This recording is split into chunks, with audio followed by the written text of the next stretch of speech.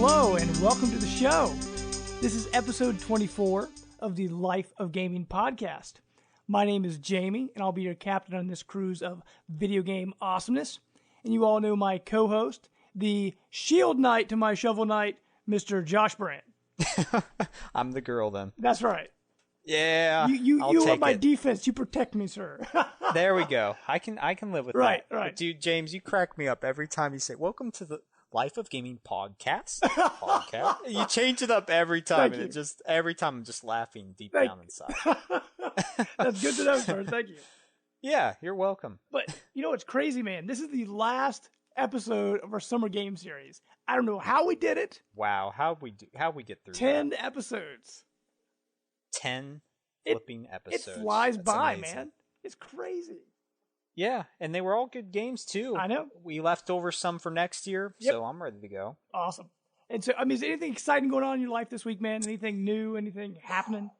Well, on Wednesday, I recorded an episode with Giant and Ginger podcast. Oh, yeah, two of my friends, Alex and Chris. Yeah, they talk about nerd culture and just, it's an intelligent podcast. They get deep down in some serious topics too, and yeah, so we talk about. Are you saying that we are an unintelligent podcast? Possibly. No, but it's really good stuff. We were talking about gaming. That's what the episode was about. So that I was their first guest, which was awesome. Oh, cool. In its own right. So I felt privileged about that. But yeah, look for that episode up because those guys do some great work. Awesome. Well, yeah, and then also on top of that, yeah. As I told you, my computer broke, but which is wonderful. Luckily, I can still record this. So yeah, the screen just can't shattered. See it. Right.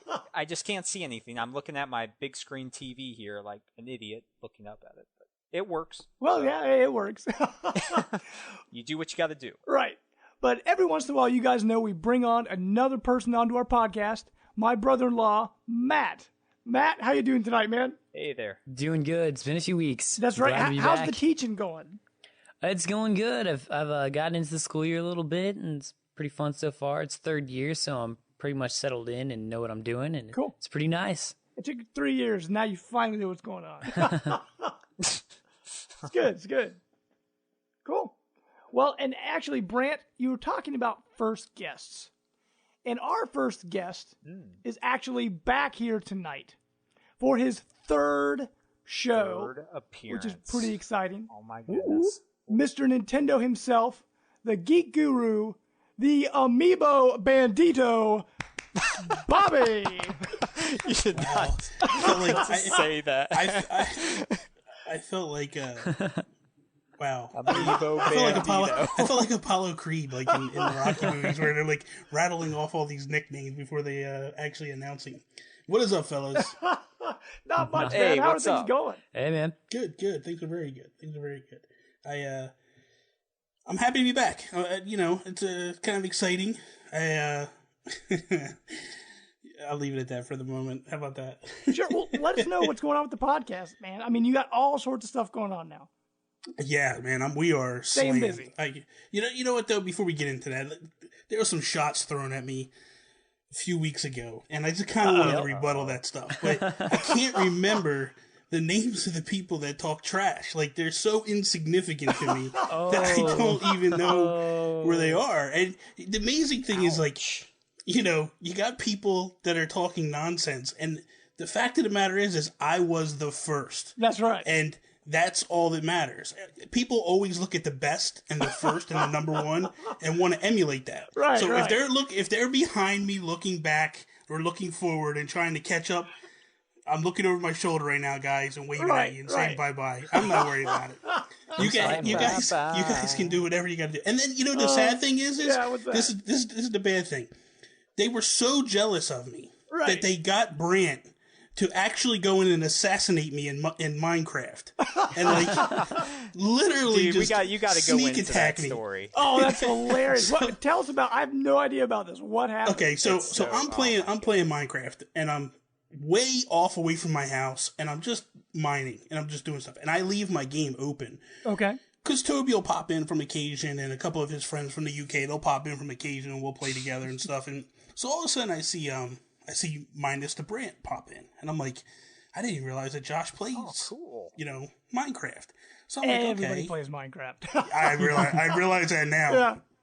So I'm like, I'm sitting there and I'm playing. And next thing I know, it's like I keep seeing it because it went to nighttime, and I keep saying like, minus the Brant is trying to go to sleep, but I'm not going to sleep with him, so it's not showing. You know what I mean? Like you have to be in beds at the same time and all that nonsense. So I'm like, let me go tell this clown where I am and bring him over to me. So I start running all the way over. Like I'm way away, and I'm running over, and I finally run into him, and I see him. I'm like, okay. Come with me, and I'm kind of, because he's not on voice, so I can't say, like, hey, Josh, come with me, so I'm, like, going over, and I'm showing what I'm doing and all that stuff, and I'm starting to mine again, and I'm figuring, okay, he has tools in his hand, so he must have raided my chest, and he's got some stuff. So that's fine, because that's what it's there for. Sure. I go all the way down into this mine that I'm mining, and I'm way long down into the ground, and next thing I know, I got my back turned, and I'm getting attacked, and I'm like, thinking like, Josh, what the heck are you doing, man? Yeah. So right. Now I'm dead, and I'm like, okay, you're that was kind of messed up. So now I run. Now I'm mad. So I run flying back. I catch him right as he's coming out of the mine, and he kills me again. And I'm like, what is this dude's problem? I didn't man? know What did I do? raised Eli to be so good at Minecraft. Wow. Right. And then that's his excuse. Right. He comes to me and says that his son killed me and he didn't know. And look at dude, I did not.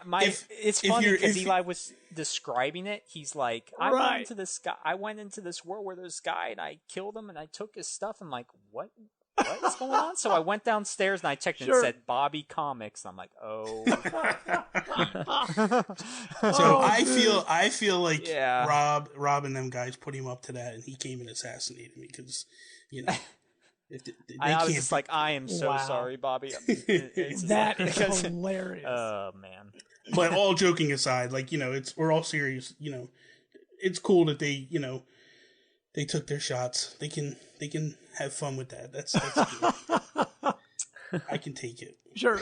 Well, let us know what's going on with the Geek Guru. Okay, so yeah, as far as what we're doing, about 5 weeks. Well, we're moving on 6 weeks tomorrow. Toby and I decided to kind of branch out and do a podcast, and I'd been wanting to do a podcast even before I did the video stuff, and I just didn't have anybody I could get it started with. And it just so happened that Toby had been doing a lot of stuff with me, and he went with it. And we have the whole Team Geek thing going on as well. And I thought, hey, this is a way for us to kind of do a Team Geek thing.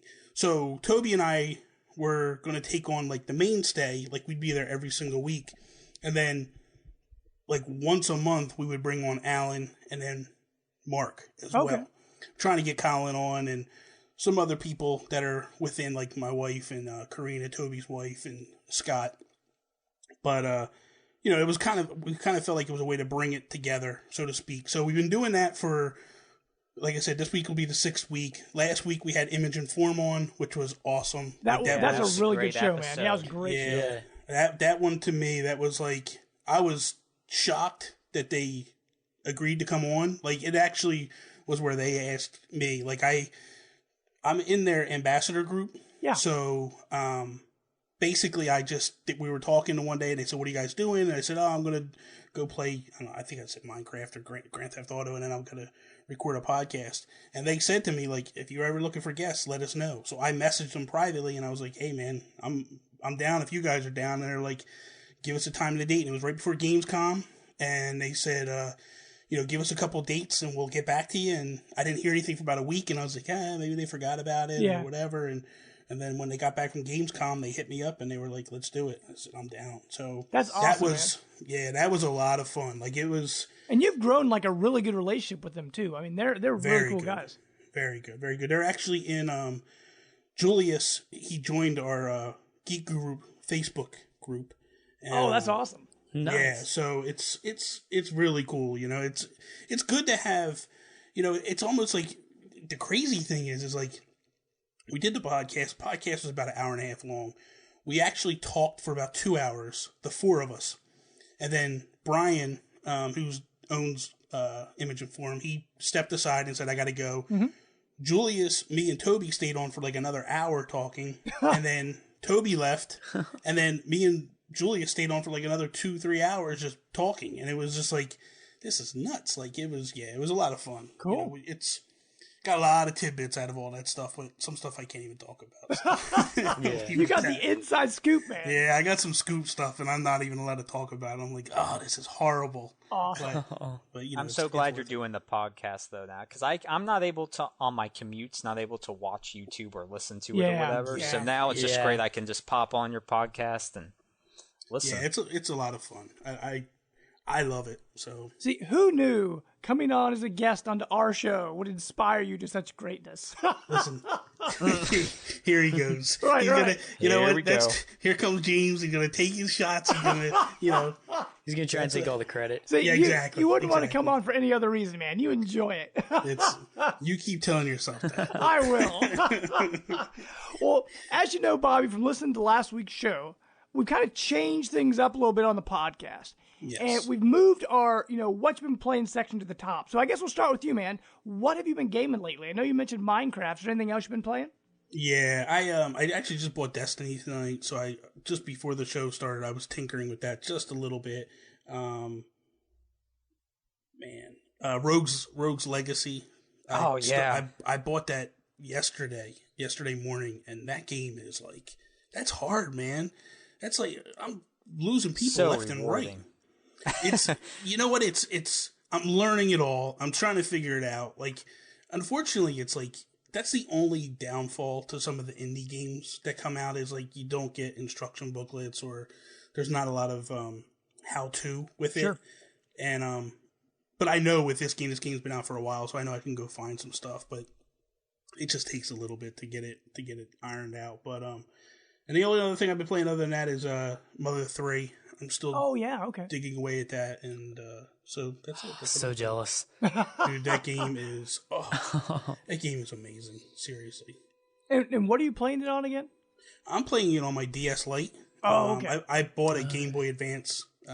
It was a mod hack of the a couple of fans translated the Japanese version, and then they put it on the computer, and then some guys figured out how to pull it off and put it on an actual Game Boy Advance cartridge. Huh. And so I was at a retro store and they had it, so I bought it. That's really cool. Yeah, it's awesome. Man. It's awesome. Hey, Matt. Would you say it's the best one of the series? So far, well, Mother 1, which is Earthbound Beginnings that we played, it's so-so. That's really not a good game, honestly. It's a tough one. Earthbound is a very good game, but this one, so far, by far, it's just, the graphics are far superior, and storyline is like, man, it just goes right at the heart, like, right from the get-go. It's a good story. Does it have like the same basic structure as trying to find the sounds or the parts of the song and all that? So far, no, but I'm not deep into it. Okay. You know, like right now, your family's kind of in disarray, so you're trying to find Lucas and your other son and all that. I don't want to really tell you much because I never played the game and all that, but it's I'm sure it gets into that, but at this moment, no, it's not at that. I gotcha. I'm looking forward to playing that one when I get a chance. It's Cool. It's awesome. See, all I know about Earthbound 3 is that I like Lucas and Smash Brothers. But you know what? That's that's what made me like, I got to play this more. But it's an amazing game. Cool. Well, Matt, what about you, man? Since you were on the show, it's been a couple episodes. What have you been playing lately, man? It's been a little while. Well, you and I have actually, with a few people, been playing through Halo. We got through Halo 3, and shout out to Brimmy and Jeremy. Yep, from Jeremy, and we did like half of ODST. I don't know if you guys have played it since I. No, we haven't touched it since we played it. Oh, okay. And then I got, you know how Gunstar Heroes came out with that 3D version on the 3DS? Yeah. Love that game, and I've always loved that game, and so I got that and went through that one. I didn't even know that was out. Cool. It came out a few weeks ago, maybe. I'm not sure. Rare Replay, still doing Conquerors and Jetpack and Banjo-Kazooie, and then just recently got Gears of War HD. Oh yeah, which is awesome. We were co-oping on that the other night, and yeah, I think that's that. And I started doing an iPhone game, that Star Wars Commander game. Oh, okay. Yeah, it's kind of like Clash of Clans, I guess, which I've never played Clash of Clans, but It's pretty fun. I keep up with it during the day. It's something to do when I hit my conference period at school, and I'm like, oh, I can pull it out and. So she's like, kids, watch a movie, and you just sit at the desk and play. Yeah. No. Oh, that's cool, man. And you know, like you said, most of the gaming I've done recently has been with you because, like you said, we played through. It was me, you, Bremy, and Jeremy playing Halo. We blasted through the end of Halo 3, and now we started ODST. Like I said, we're about halfway through it. And I've been playing Gears this week because I'm actually reviewing that for the work print, so I'm playing through that. Co-oping when I can. I'm playing on the hardcore difficulty. I'll probably play Insane later, but I want to get through the game somewhat quickly. But, I mean, that's pretty much it for me. I mean, I really haven't been gaming that much. But, Brant, what about you, man? Well, I've been plowing away still at Metal Gear Solid Peace Walker in preparation for that little title that's coming out September 1st, you know. It's getting all the 9s and 10s. And it is getting just pretty good looks so amazing that I can't wait. Hey, Josh, let me ask you a question. Yes? Now, Peace Walker came out before Ground Zero, correct? Before? Yes. Now, yeah, it takes place before. I had to think about it. No.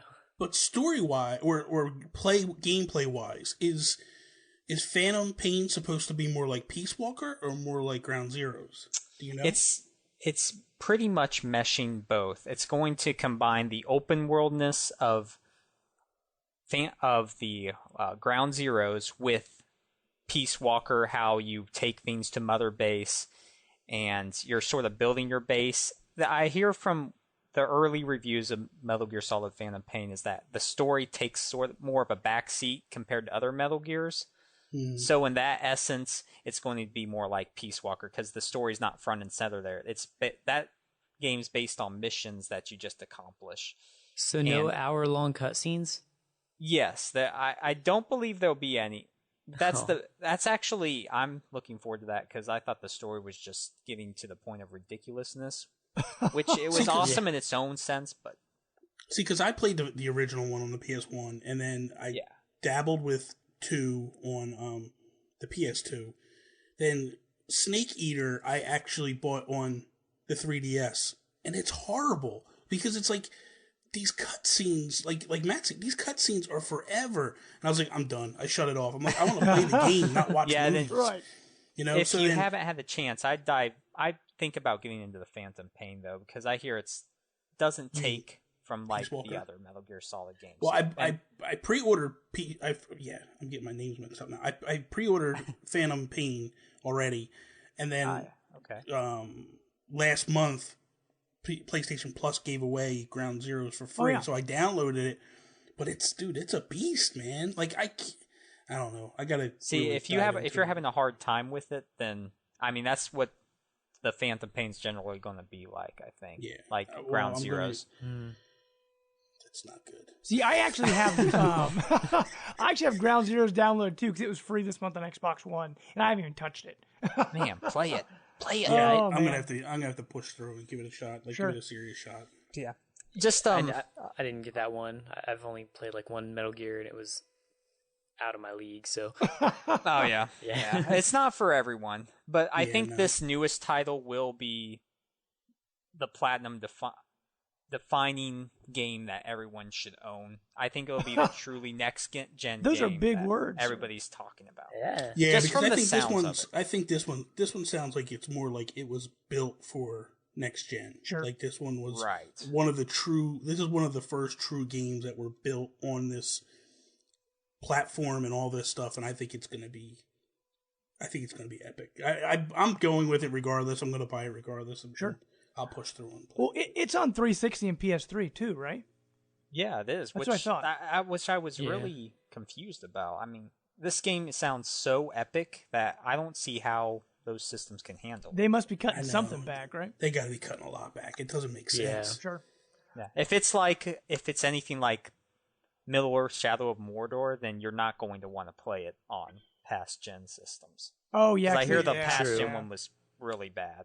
It's probably going to be like Arkham Origins, where sure, yeah. You know, Arkham Origins on the PS4 and on the one were good, but then when you played it on Xbox, like 360 and PS3, it was just like garbage. Right. Well, I just wanted to throw out 3 other games though I played. It's indie, sure, it's an sure, indie episode. So right. Back to Bed. Have you guys heard of that? Never heard of it. Oh, Back to Bed. What was the other one? Capsule Force. Never it's heard like of it. a retro style shooter. Okay. These are all for PS4, by the way. Sure. And then Volcano Noir. It has a great art style, but the gameplay's not that good. I mean, they're 3 decent indie titles that I reviewed for the PlayStation enthusiasts. So cool. See, he didn't really want to talk about them because he played them. He wanted to talk about them to push his reviews. Oh man. Well, no, but they all have their own charm to them. Sure. One's a puzzle game, one's a retro 2D shooter, and one has some puzzle elements to it. Cool. Well, with that, guys, we're going to hop I want to into talk about 37 more games I'm playing. And I got another 20 over here. Okay, guys, we're going to hop into our news section in what we call Captain's Log.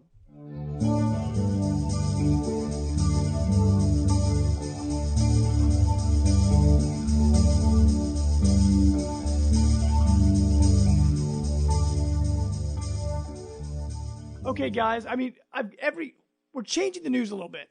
I'm stuttering all over myself. We're changing the news a little bit where instead of talking about all the news, I'm going to kind of briefly mention a couple of topics, and I'll allow one of you to choose one, and we'll sort of talk about that news story. And I would start with PlayStation, but I don't really have much to talk about with PlayStation this week. There were some major releases this week. Metal Gear Solid Phantom Pain's actually really close, and Until Dawn came out this week. But we pretty much covered a lot on Metal Gear Solid Phantom Pain, but I mean, it's getting like 10s across the board. I mean, is that something you expected, Brent? Yeah. I mean, this is Kojima's last Konami game. Swan song. This, yes, if you will, which I think it's totally bogus that they're not incorporating his name onto the... Absolutely. But that is a news story, actually, for PlayStation, in that there's actually some retailers that are putting up signs that says a Hideo Kojima game. Yeah, I saw that. Which I think is pretty cool because he deserers the accolades for that. He deserves all the credit. And plus, I mean, all that's happening over there, like with PT getting canceled and all that stuff, man, it's been a mess. Exactly. Don't even go into Silent Hills. That's like the one game I was looking forward to the most. But anyway, yeah, I mean, this game, I'm buying it day one, and it just looks incredible. From what the reviews I've been reading, it's totally open-ended. Like, you know how most games you fail a mission and then it just says you failed mission and kicks you back to the beginning? I guess it just goes on and on. Like, there's really no end phase. You just have to find another way to accomplish the goal.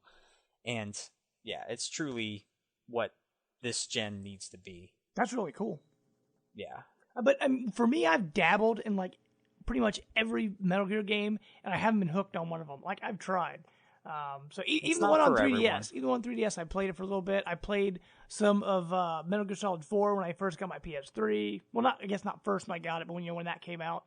But yeah, they haven't clicked. And like I said, I've got Ground Zeroes downloaded. I mean, I'll probably give it a try. It's free. But I don't know, man. They're very strange stories. And I think that's where it started off very straightforward and good, and then it just got Snake Eater just got very strange. I think once it started hitting that stuff, 2 got very strange. Sure. Yeah. It seems like after 1, it just started to really warp off, and so it's kind of like the Resident Evil. Right. I guess that's true. Exactly. Well, I guess with that, we'll move on to our Xbox stories. So, Matt, I'm going to ask you, what would you rather talk about? Ooh, tough choice. The Xbox preview program or Rock Band? I know what he's going to choose. I'm trying to think because I don't really know what news you're talking about because I haven't been able to keep up. That's okay. So I'm trying to think of which one's more interesting. I'm going to go with Rock Band. Okay, cool. Yep. Rock Band, they announced the pricing for Rock Band coming out. And it's going to be $60 on PS4, but it's going to be $80 on Xbox One. Oh, I heard about that. Didn't they say the reason for that, they've got that adapter, that $20 adapter that's going to come bundled in it, and it allows you to use your old instruments. Huh. So what do you think about that? I mean, do you think that's really going to affect sales at all? I mean, it's $20 more now. When people think I can buy a game for $60, well, am I going to pay $80 for, I played Rock Band last generation. I mean, what do you think about that? Rock Band's one of those games that if people are going to get it, they're going to get it. If it was $150, that'd be different. But, I mean, it's no different than people paying for a limited edition of a game. Yeah, there might be some differences in, PlayStation versus Xbox sales. But, I mean, I would think from my perspective, if I was going to get it, I was just going to get it. It's not that much more. And I can use my old instruments. And I think it's probably going to be similar all the way around. But, I don't know. Sure. We'll see. Well, that's where you're saving the money, aren't you? I mean, you're not having to go buy all the instruments again. So, yeah. I mean, you're not going to get, you got to look at it like this. Either you have the instruments or you don't. Mm-hmm. If you have the instruments, then that extra $20, who cares? It's not a big deal. It's an adapter that you need in order to play the old games. If you don't have the instruments, then you're paying more than that. You're going to probably pay like $100 for the whole, the whole bundle package, or maybe $120. So I think that ultimately, I don't think it's the internet. People are going to complain. Right, exactly. Yeah, I mean, the reason it became a big deal is because PlayStation, the PS4 and the PS3 use the same communication between their controller and their system. So on the PlayStation 4 version, the instruments just work. You don't have to use any kind of adapter. They just connect to your system and they work. But with Xbox, they're using a different wireless technology for the Xbox One than what they use in the Xbox 360. That's where the problem is. Yeah. Gotcha. $20. Sure. Just out of curiosity, though, what was that preview program story? We don't have to talk about it too much, but I'm kind of interested. Well, I guess real quick, I'll just say what's happening. Microsoft said they're going to limit the preview program. They said people are going to stop having people. They've hit full capacity pretty much. But I guess we'll move on to Nintendo real quick. So, Bobby, both of these stories like the back of your hand because they've been all over the Geek Guru Facebook page. So, is that where you pulled the news from my Facebook page? You're like, this idiot's talking about this and this, so we're going to bring it. Right. Well, then, let me ask you, would you rather talk about Shovel Knight or Mario Kart? Come on, Bobby. You're killing me. That's a tough choice. I think I know what he's going to choose because one, I have a lot more information than the other one. Yeah, the one's so like he'll very choose vague. the one that doesn't. Nah, the one's very, very vague, which is Mario Kart, and there's not a lot of news behind it. It's just let's go with Shovel Knight. Okay, well, good choice, sir.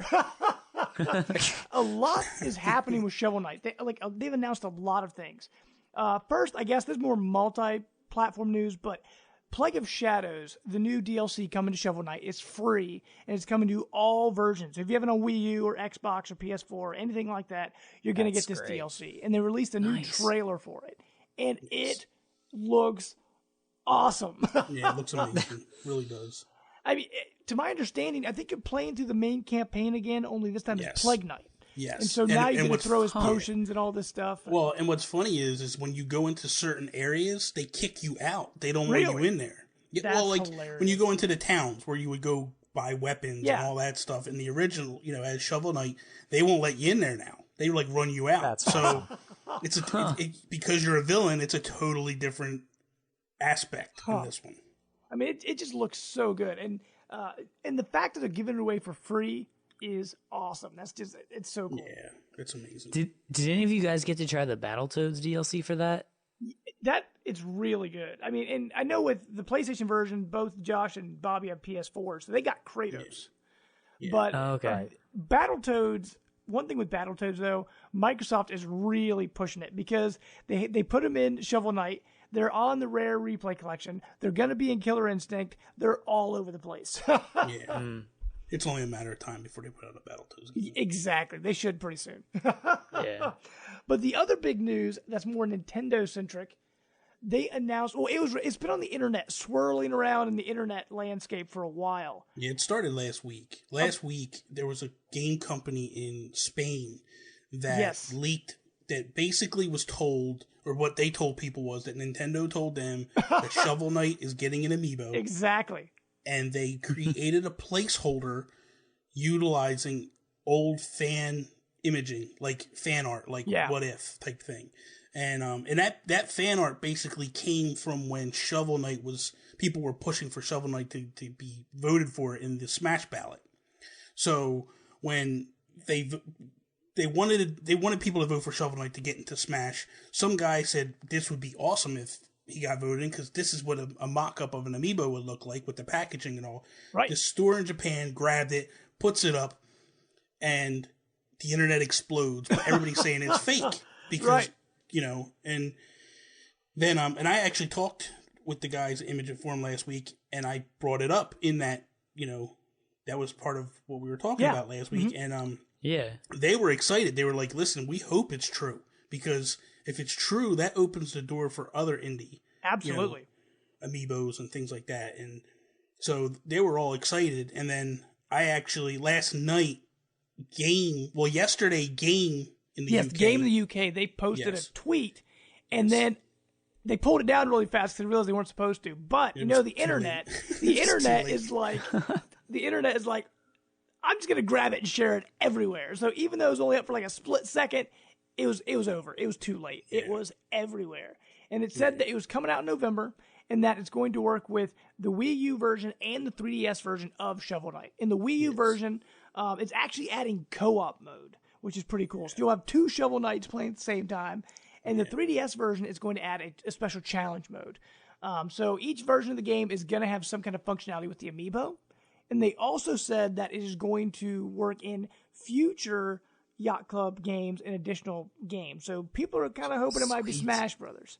I think it's going to be Smash. That would be crazy, because the Amiibo doesn't come out until November, so that gives them plenty of time to set up. I think that I think it comes. Well, it's going to coincide with the physical copies that are coming out, because the Wii U and the 3DS are getting physical copies of Shovel Knight.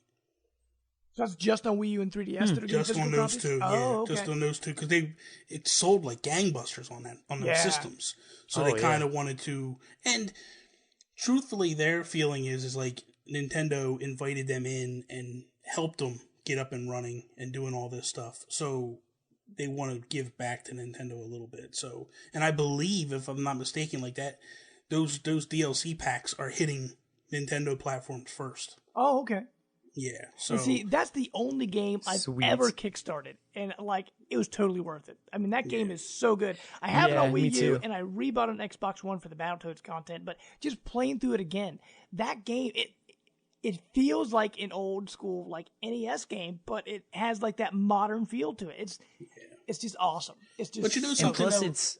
Go ahead, Matt. Oh, I was gonna say. Plus, it's difficult, but it's beatable. You know, it's not like some of the old NES games where they're impossible, and it's not too easy and too far away from what original NES was like. So it's like perfect. Sure. It's perfect. I was in the MVC group today, and people were complaining about having to buy Amiibo. And and people complain about everything. And they feel like, but they were like, some of the complaints and some of the arguments were like, oh, we have to buy this as this DLC. And listen, they're giving you Plague Knight for free. Exactly. That's a $15 download that they're giving to you for free. Yep. The least you can do is pay them back by buying this Amiibo. That's my feeling. Absolutely. And that's how. And I was like, I'm buying. I don't care. Like, and you already have yours ordered and ready to go. Yeah, I locked mine in already. At least it's not behind. You have to buy this to get the Amiibo. It's just you buy the Amiibo and you get it. You buy the Amiibo. The Amiibo unlocks something totally different. They're giving you Plague Knight for free. Like anybody, if you don't want to buy the Amiibo, then what you should do is you should go buy Shovel Knight on another device. Again. Right. Yeah. Go buy it again. They're giving you something for free that these guys are, and the crazy thing is, like, this isn't the end. Like, they've already talked about other similar type DLC in the future. Like, taking other nights and creating, other playthroughs and stuff. They're amazing. Yeah. Absolutely. But I guess, real quick, we'll hit the multi-platform stuff. And Brant, since there was no PlayStation news, I'm going to let you choose on this one. Sound good? Ooh. Would you rather talk about Borderlands or Assassin's Creed? I think I know where you... Pick? What? Can we get a third pick? No. It's a slow news week, but go ahead, No Brett. kidding.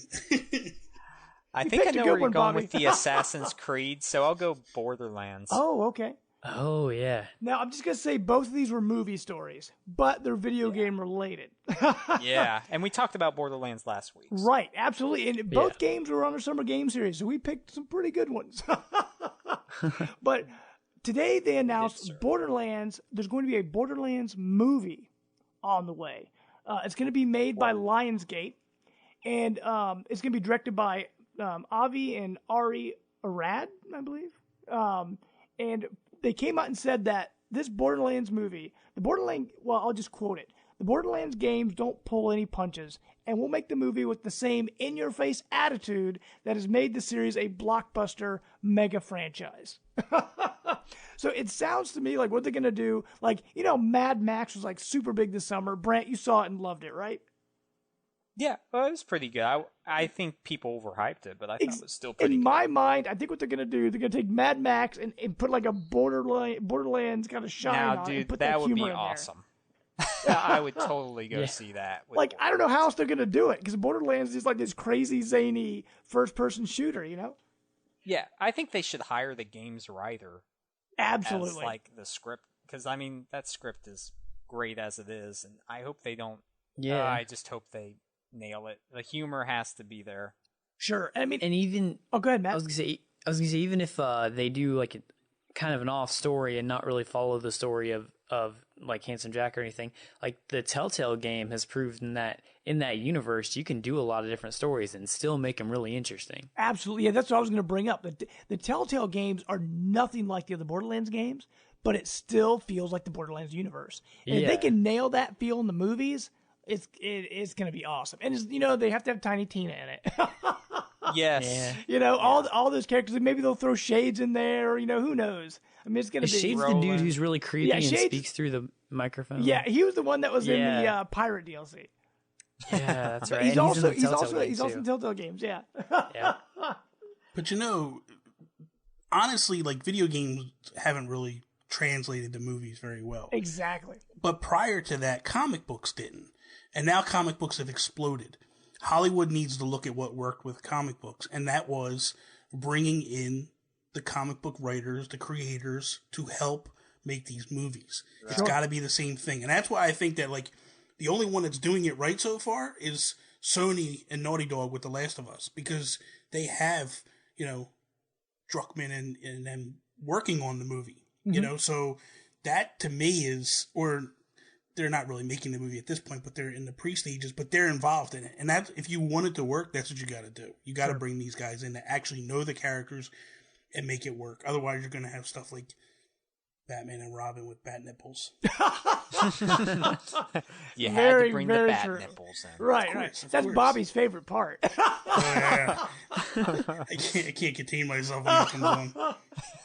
But I think part of the problem is, like with comic books and movies, I mean, they're somewhat similar. I mean, you're passively watching a story or reading a story, and they transfer it onto the screen. Where video games are more interactive, and that kind of seems to be the problem, because a lot of video games, you're kind of making the story as you go.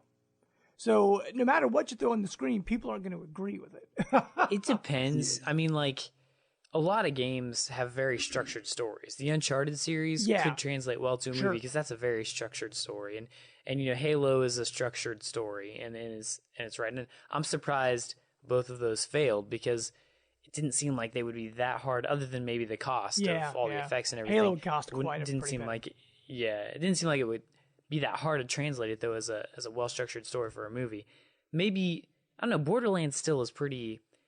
I mean, I could see it. You just follow the 4 characters or whoever is involved, and they go on this journey against Handsome Jack if they want to do that. Like, there's still a story there. Sure. It's just, I don't know, maybe other games would be harder, but I don't think it's as hard as what people have made it out to be. I just think the people who have tried to make movies aren't really gamers or don't really understand how a story flows and the overall point of the story in a game or something. I don't know, I'm just guessing. I think the other problem, too, is you're trying to take a 15, 20, 30-hour game and cram it down into 2-3 hours. Right. It's not going to work. It's, I mean, it's that's what has me confused about Last of Us. It's a 15, 20-hour game. How are you taking all that stuff and making it work in a 2-3 hour movie? It just, I don't get it. Sure. Right. Television series might be better. Sure. Yeah. The only way I could think they're, I guess, model to go after is people who have taken books and done it, because books are pretty extensive too. Yeah. So you'd have to cut out pieces, but that's the only model I can think of that they might have. But I mean, one thing they're going to need to do, well, at least the movies that have been successful are the ones that take the game, but they kind of put their own spin on it. Because right now, the most successful video game movie, even though it didn't get reviewed that well, but I really enjoyed it. I think you did too, Matt. Prince of Persia: Sands of Time. Yeah, that was a good movie. I mean, I was disappointed. Well, yeah, but you're a huge fan of the games. I really enjoyed it. For not being like a big Prince of Persia guy, Jake Gyllenhaal really filled the role well. I thought the story they did was like cool, I guess, but I was so disappointed because I loved the game story and it was not even close. It was like, hey, this story that you guys did through this game, we're just gonna take it out and do something completely different. They did the same thing with the Resident Evil movies, and those are also super successful. They just took the general idea of the game, that general thread, and they made it their own. And that seems to give it longevity, and that seems to make it more successful. Yeah. At least because if you want to grab a bigger audience versus just that small audience that played the game, they're gonna have to do something different. So we'll see. But I guess real quick, we'll hop into our money saving section, my 2 cents. And I'll hit a couple PlayStation things, Brant, and then you can talk about that retro sale that's going on. Sure. I guess first thing to mention, PlayStation Plus games for September have been announced. It's do you want to cover those real quick, Brant? I don't have it on me. Well, so do you have them? I sure do.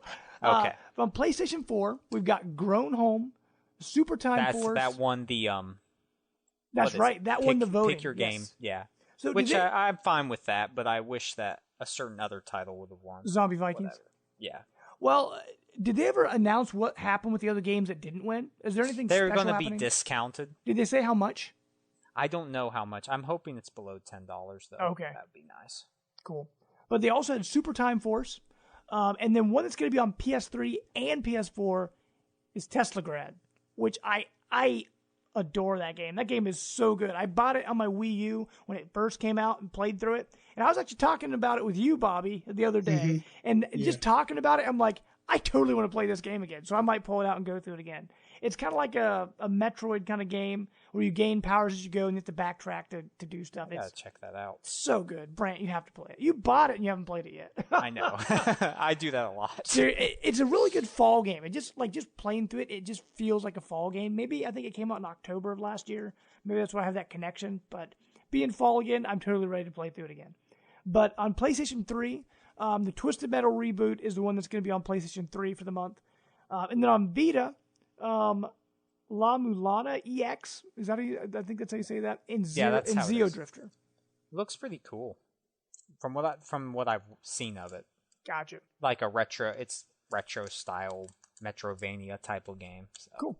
And then real quick to mention, if you're looking for a system, right now at Walmart, you can get a PS4 bundle, either the Batman Arkham Knight or the Last of Us bundle, and you get 2 games and 3 months of PlayStation Plus for $3.99. One of those games is Madden NFL 16, so the new Madden, and you get to choose the other one. The other game could either be Destiny, Alien Isolation, Watch Dogs, Injustice, Sniper Elite 3, Assassin's Creed Unity, Call of Duty Ghost, or Evolve. So you have a pretty big choice of that second game you want. Not bad. But you can get all that for $3.99. And Brant, I know you said there's a special retro sale going on right now on PlayStation. What's that all about? It's an official retro game sale that's going on, and it's a pretty long list. This goes between PS4, PS Vita, PS3. A good selection of titles here. A lot of good games if you haven't checked out. Hotline Miami 2, I highly recommend. Ollywood 2. James, you're a fan of dude, Ollie. Yeah. So good. Yeah. The Binding by Isaac Rebirth. I can't recommend that game enough. Rogue Legacy. Titan Souls. We got and SteamWorld Dig. Bobby, I know you're all about. Yeah, it's a pretty extensive list, so check that out. I mean, we're talking games 70-80% off. So yeah, I think I paid like $3 for Rogue Legacy. Wow, that's pretty good. It was cheap. Awesome. Right. Well, on the Xbox side of news, they announced Games with Gold for September. And with Xbox, it's a little bit different where they kind of split their games throughout the month. On Xbox One, for the first half of the month, you get The Deer God, which I actually haven't looked into it, so I'm not really sure what it is. I guess That's the first time I've ever heard of that game. It's kind of like a pixel NES game where you're a deer. And I don't really know what it is, but I just know it's called The Deer God. Pretty so, neat. yeah, I don't know what that is. The second half of the month, you're actually getting the Tomb Raider Definitive Edition, which I love that game. And if you haven't played it, it's the perfect time to play it because Rise of the Tomb Raider comes out in November. Yeah. So download it, play it. It's actually available from the 15th of September to the 15th of October. So they're giving you a little bigger window on that one. Get it. It's free, and it is absolutely worth it. Man, I just bought that one, too. Yeah. Well, I actually bought that. When I bought my Xbox One, that's the game I bought with my Xbox One. And I loved it. It's so good. I'm so excited for Rise of the Tomb Raider. But on the Xbox 360 side of things, we have Battle Station Pacific is the first half of the month, which I have no idea what that is. I haven't looked into it. But on the other half of the month, we get Crysis 3. So those are the games that are going to be available on Xbox and Xbox 360, Xbox One, Xbox 360. If you're looking oh, sorry, go ahead. It's funny how PlayStation and Xbox are giving away free games, but they're doing it in different ways. Like Xbox is doing more of the AAA type of games, and PlayStation is totally like going in the indie direction. Sure. And yeah, it's just interesting. Yeah, it's very true.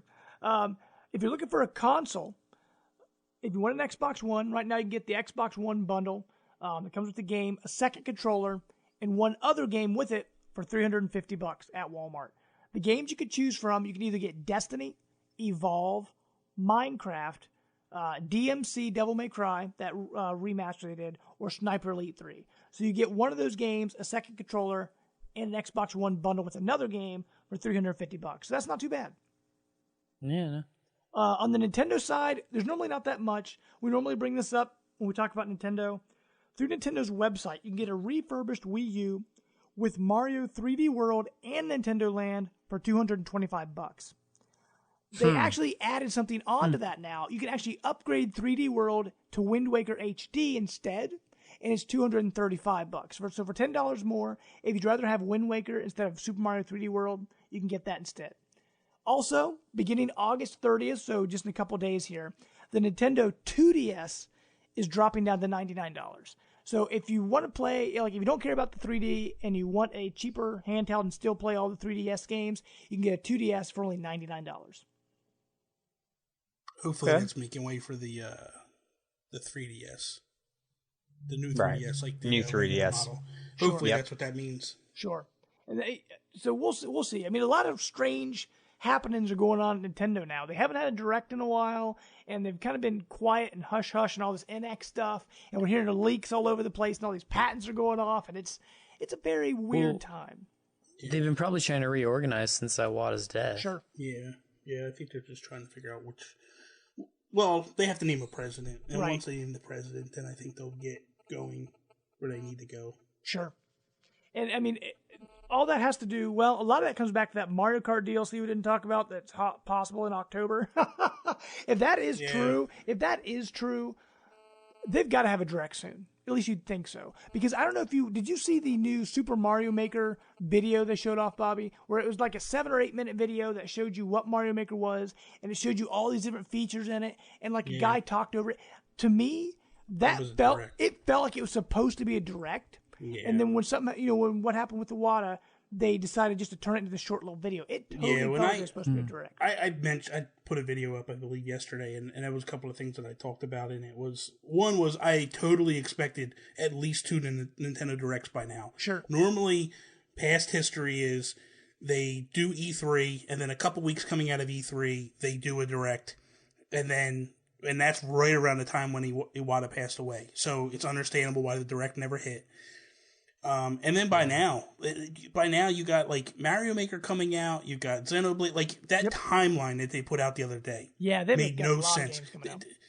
And one thing that I said in the video that I truly feel is like the one thing about the Directs was Nintendo's always done stuff differently than Sony and Xbox, Microsoft, is now they're doing the same thing. Like, they're just releasing stuff into the media, and I don't like that feel now. Like, the Directs would be like an event. Like, you get hyped up for it, and it just feels flat right now. Because they have all the information, and they have to get it out, but they don't know what to do with it. So they're just kind of it's a transitional phase. Right. So we'll see. Hopefully we can get those started up soon. But I guess with that, you guys, we're going to hop into our topic of the week. It is our final week of the Summer Game Series, and we've been talking about big AAA titles for a while now. Like Assassin's Creed and Borderlands and Uncharted, and we've been hitting a lot of big games. We thought this last episode, we're going to talk about our favorite indie games, just to let you know what else is out there and, what these smaller companies are doing. So I guess with that, hit it, Brant.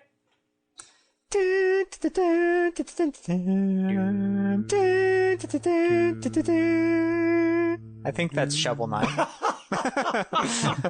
That sounds similar. That was very, very wonderful.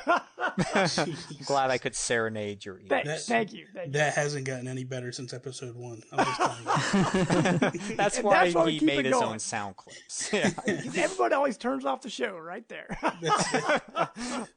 That's where I hit stop and I can't do this no more. Well, with this topic of the week, it's going to be a little bit different than what I did in the past. Because in the past, we kind of went through the history of the game, when each game came out and, how we had experiences with this one series. Well, this time, we're going to kind of talk about just our favorite indie games in general. So I guess we'll talk about, right now, let's just sort of talk about our favorite indie developers, who we feel are making the best games. And Bobby, let's start with you, man, because I know, like I said before, you've been talking a lot with Image and Form, and we could talk about them. We could talk about, who would you like to talk about? Who is making big waves for you on the indie scene? There's so many. It's crazy. Right now, it's like the Wild Wild West. Right. And they're just coming out of the woodworks with some amazing stuff. Image and Form to me is one of the top guys.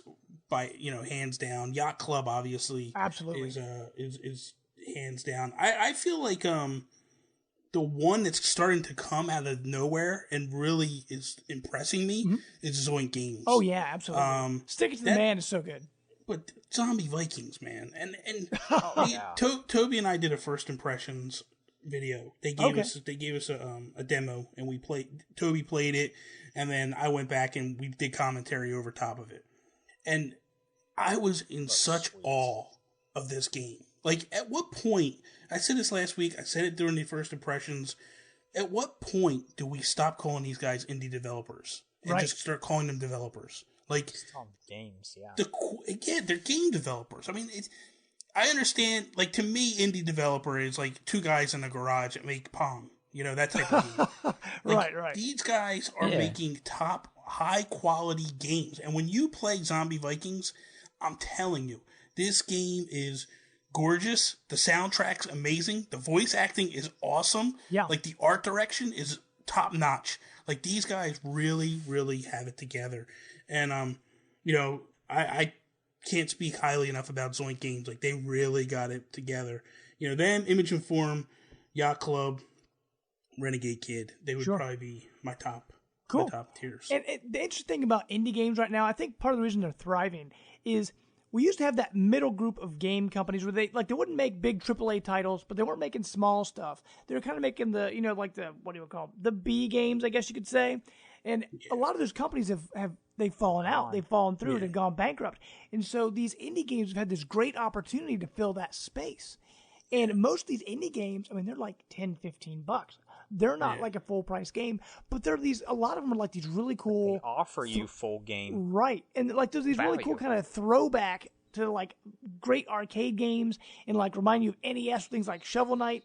And Matt, like with you, one of the first indie games I really remember experiencing was Castle Crashers, like the Behemoth.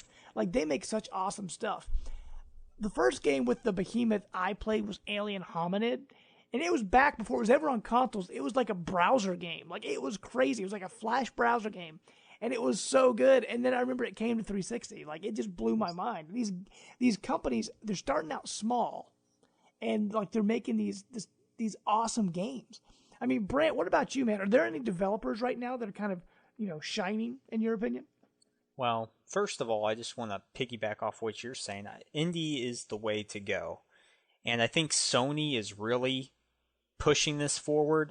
Every week there's 20 to 30 games that just go under the woodwork that are just releasing these indie titles. And like you said, the middle space has fallen through. There's not as many big AAA games coming out because they're so expensive to make now.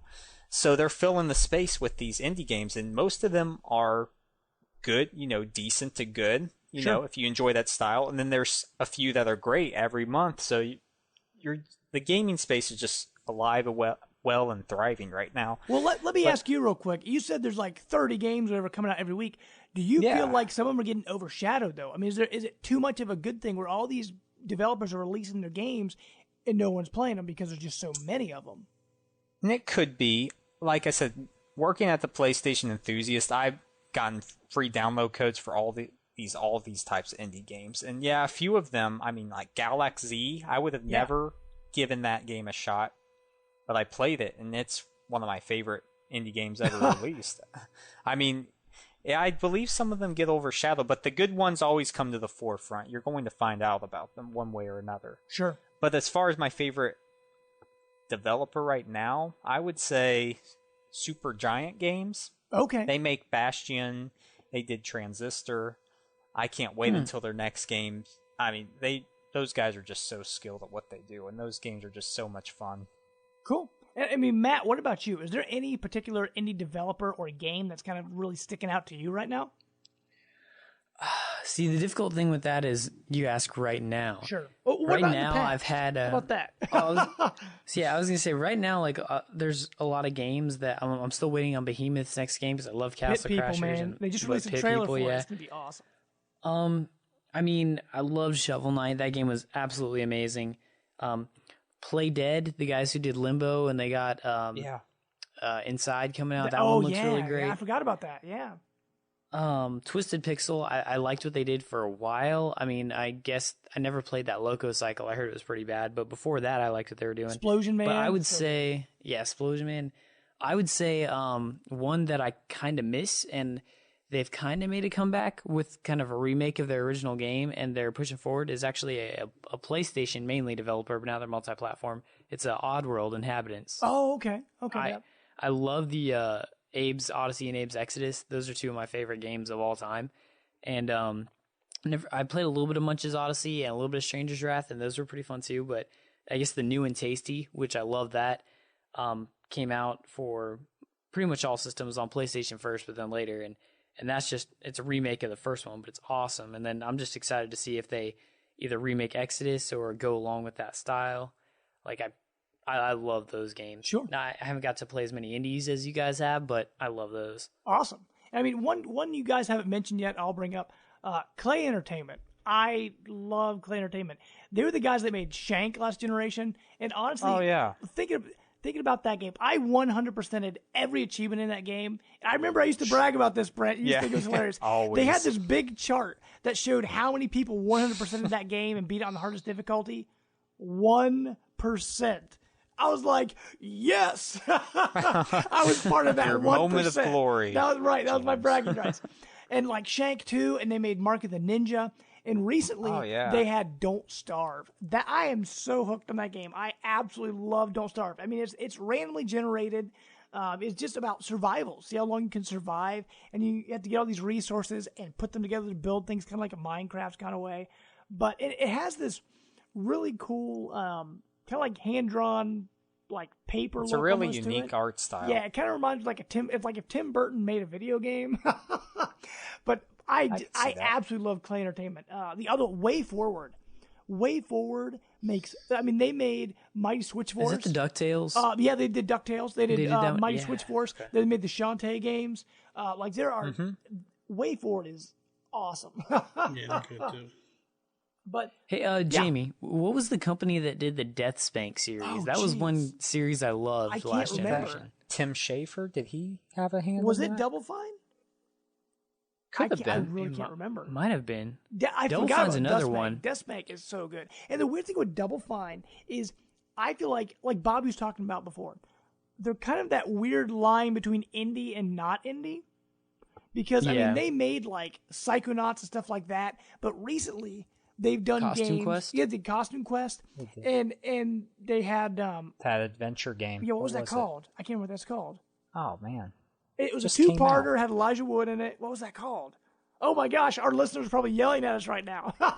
You idiots! I really can't remember. If you know, Just gotta look add it a up. comment. Right. That game looked really awesome, by the way, but just because it was on PC and my PC's terrible. Broken Age. Yep. Boom.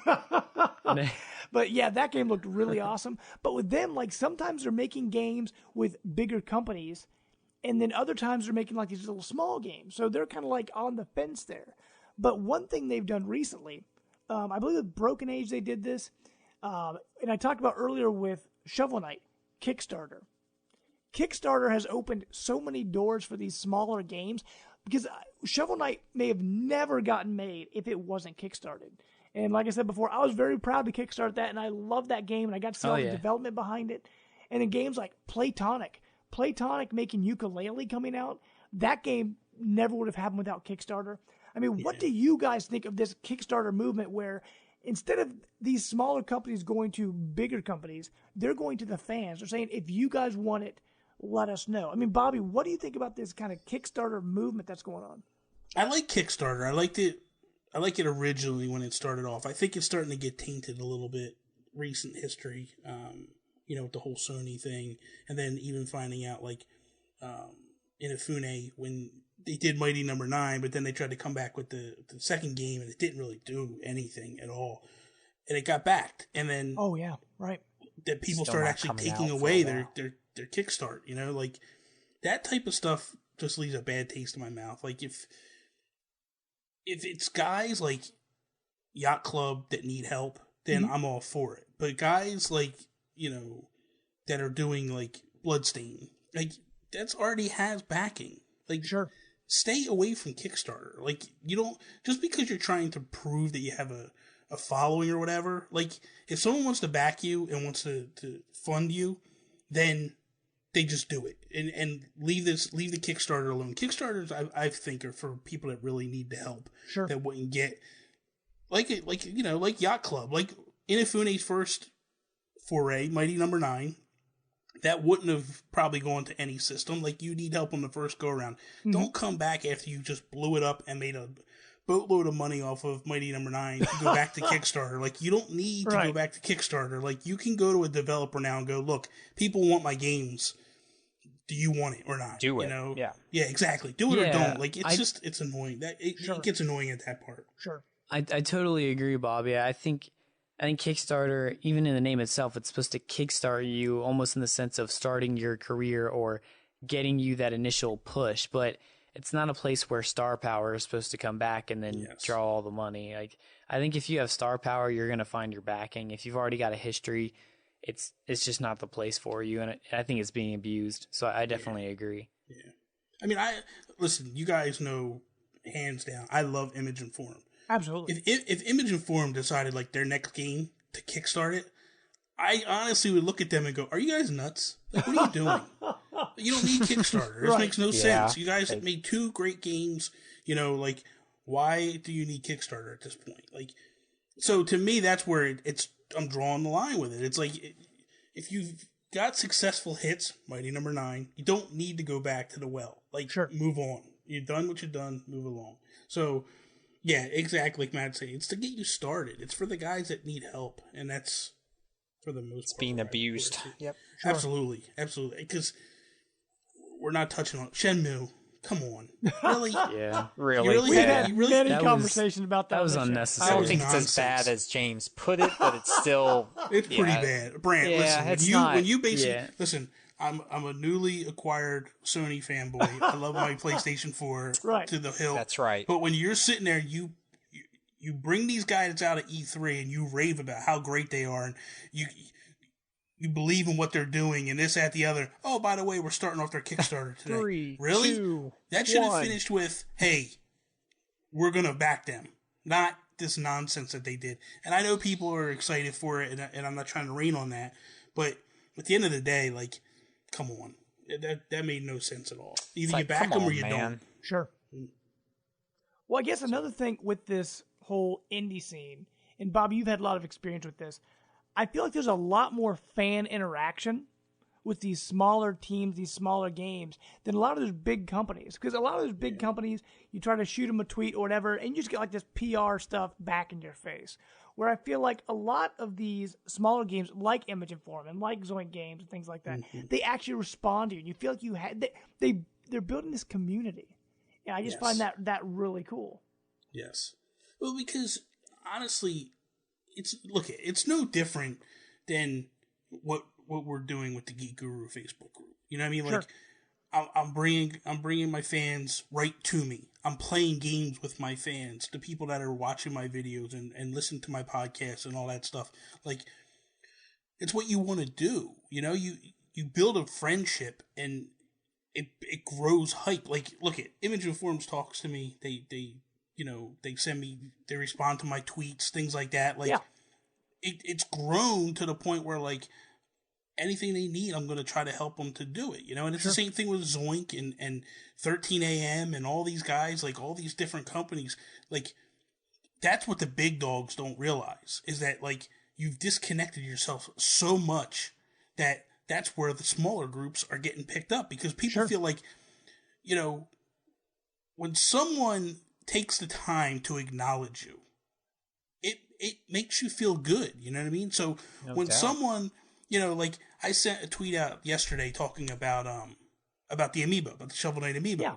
And 13 AM responded to me. 13 AM is doing Runbow.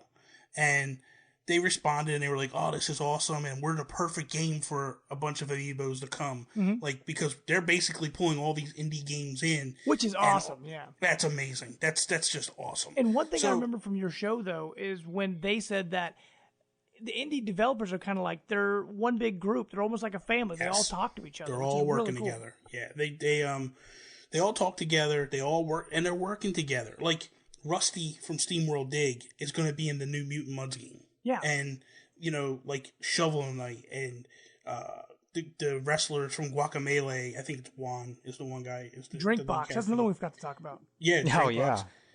They're all going to be in Runbow. And it's like, Runbow, you know, 13 AM basically, like Brian was saying, like, these guys sent us an email and were like, hey, we're going to ask a bunch of developers if we can borrow their characters. Do you have a problem with that? They had no game prior to that. Well, it was like they, you know, it was more or less like, are you okay with us? Right. Can we get your character? And there's no back history. It's not like they had a game that where they could go like, hey, we've done this or this.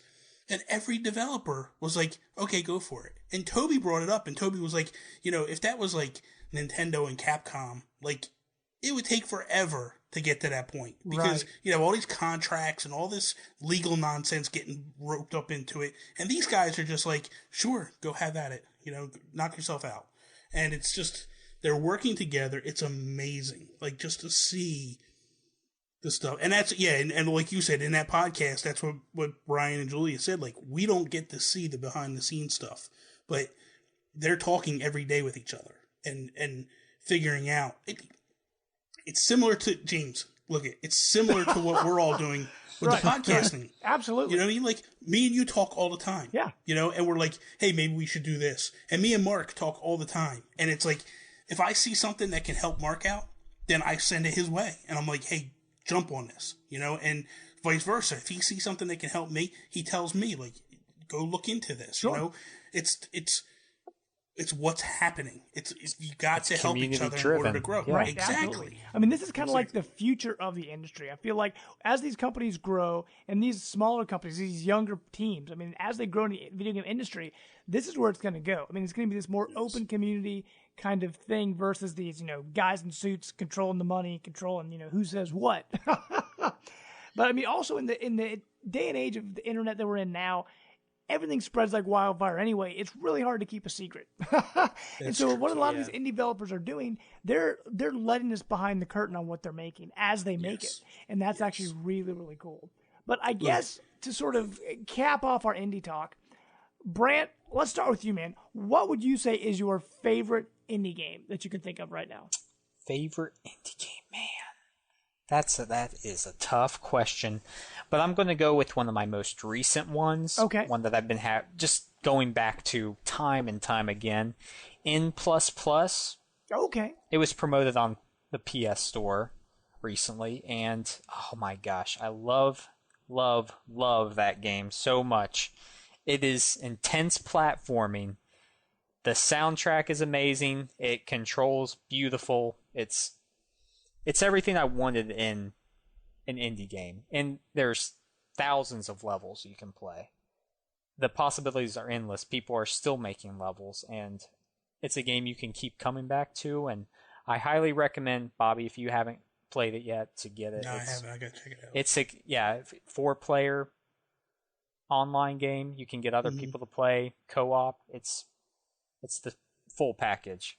Let's check it out. Cool. And Matt, what about you, man? Do you have any favorite indie game you can think of right now?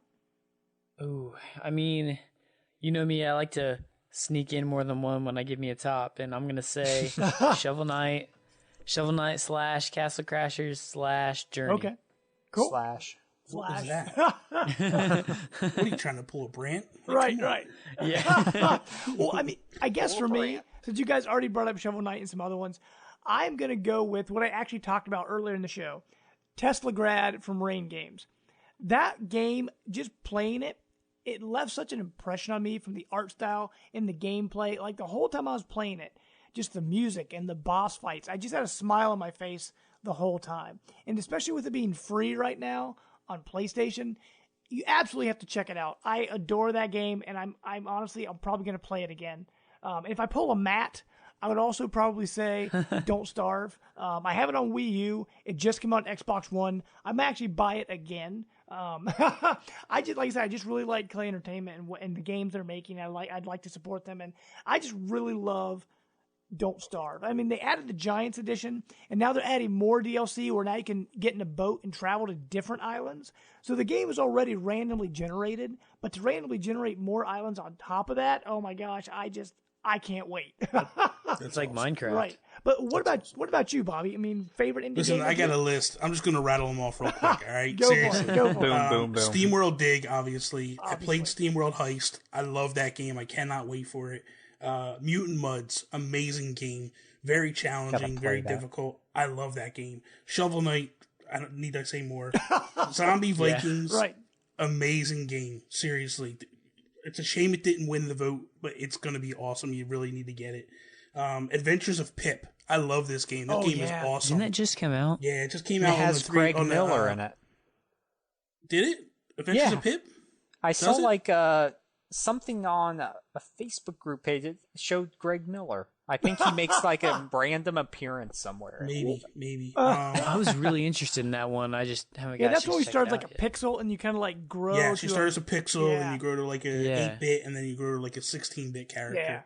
Yeah. It'll Do, which is a throwback to like a top-down Zelda game. Oh yeah, it's on the forgot Wii about U. that. That's awesome.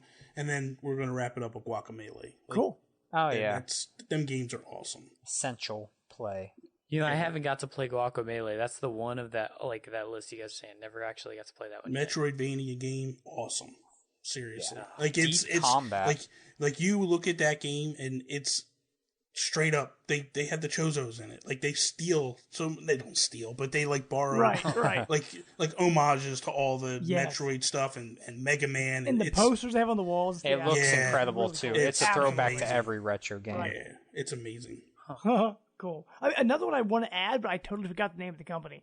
The company that made World of Goo, and then they made Little Inferno. Little Inferno was the game where it was at the launch of the Wii U, and I probably wouldn't have played it if there was a lot more titles on the Wii U at the time.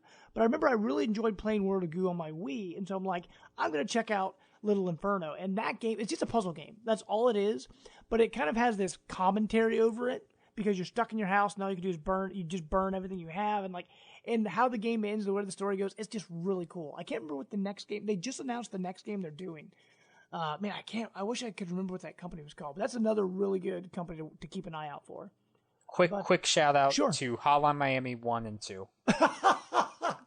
Perfect. Those games are so great. Perfect. All right. Well- Cut off Brand's mic because he'll be Right. Wait. No. Right. With that, guys, we're going to end our Summer Game Series. It's sad to see it go. It has been awesome. Oh my goodness. Hopefully you guys have enjoyed listening to these crazy 10 episodes. We've really enjoyed making them. We already have plans for what we want to do next summer, a whole other list of games, because we just enjoyed doing it so much. But so hopefully you've enjoyed it. And Bobby, thank you for coming on the show your third time. Yes, thank you. Yeah, sir. thanks, Bobby. Hopefully you've enjoyed being here. You got to test out your new mic, so that's good. Yes, I got a new mic. I'm hopefully it worked. It's Makes Sounds you good. sound more manly than ever. that's what I like. I like that. Got to do something, right? Well, Bobby, let our listeners know kind of where can people find you and all your Geek Guru goodness. Very simple, very simple. Twitter, Instagram, at the Geek Gurus, Facebook page. We got a Facebook group. That's basically it. You can follow us on YouTube. We got the Geekcast, which is our podcast, which is on iTunes, SoundCloud, Stitcher, YouTube, all that stuff. Cool. So thank you guys seriously for having me. It means a lot to be invited. We love having you on the show, man. We thank you for being our first guest and believing in us. Yeah. You're like, I'll give these guys a shot. And now you're back for the third time and hopefully many, many more. We'll see. Unless we scare you away. Listen, if you keep having these guys on talking trash, I don't know. Right. I was expecting somebody to step up and defend me. And both Brant and Matt shushed up like a couple little church mice. Right. And I was like, are you seriously not defending me right now? Like, what's going on? Oh, boy. We love you, man. Prove it next time. Step up and say something. Well, Matt, where can people find you at, man? Twitter at cpunkrock07, and I've gained some new followers, so I better start actually tweeting. That'd be a good idea. But you can always contact me there. Cool. And then Xbox X Mighty Matt 14X, and then I believe it's the same on Wii U, except we gotta do the whole friend code thing. But yeah, that's pretty much it. Cool. And Brant, what about you, man? Twitch at -the_Brant and PSN -the_Brant. So contact me. He needs friends. Yes, more friends, please. Friends. I'm so lonely. Well, you guys know you can find me on Twitter at JamesPlus12. On Twitch and Xbox, you can find me Jamester0722. So make sure to check me out there and let's do some gaming. That would be awesome. You also can find me now writing over at the work print. Like I said, I've got my Gears of War review going up pretty soon. And don't forget to look for Brant, like he's been saying, PlayStation Enthusiast. And you guys know you can find the Life of Gaming podcast. We are on Facebook and Twitter at Life of Gaming Pod. You can also find us on Google+. Make sure to download our podcast on iTunes, the Microsoft MP3 store. We're also on SoundCloud. So make sure to go on there and rate us, guys. That would be awesome. And hopefully you guys have enjoyed our summer game series. But until next time, guys, we are out. Bye. Later.